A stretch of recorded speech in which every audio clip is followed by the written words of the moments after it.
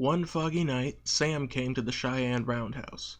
He'd had a busy day and wanted to go to sleep, but Andrew wanted Hubert to tell them a story. "All right, this is the story of the Phantom Caboose." The other engines listened carefully, but Sam grumbled. "A long time ago," Hubert began, "on a night just like this one, a train was making its way across the plains. Its cars were heavy, and you could hear it huffing and puffing from miles around as it struggled up Sherman Hill. As it neared the top, the engine didn't notice the coupling between the last car and the caboose had weakened. Suddenly, it broke. The caboose began rolling down the hill into the foggy night, its conductor calling out for the engine to come back, but it was puffing so hard it couldn't hear him. And some say when the fog is thick and the moon is full, you can hear the clickety-clack of the runaway caboose and see it racing down the hill as it searches for its lost engine." "Ooh!" shouted the engines. Andrew looked at Sam. "Wasn't that scary?" he asked teasingly. "No, there's no such thing as ghosts. Now go to sleep." But that night, Sam began to dream. He dreamed he was pulling a train when he heard an eerie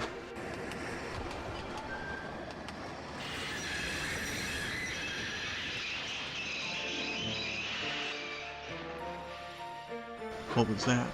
he asked nervously. As he pushed through the fog, he saw a light. It was attached to a lone caboose on the other line. He could hear a voice crying out for help. "Help!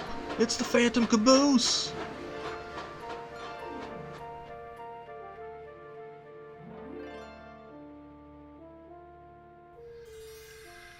In the morning, Sam was idling in the yard when Hubert came up. "Have you seen any ghosts around, Sam?" he teased. "Not that again. There's no such thing as ghosts." Hubert chuckled and puffed away.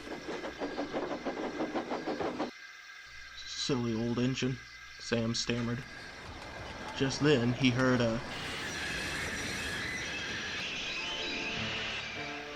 and a caboose rolled by him on its own.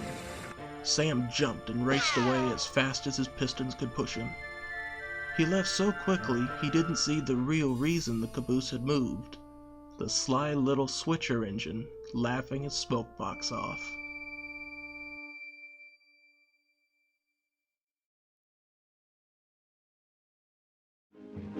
I was working on the railroad all the livelong day.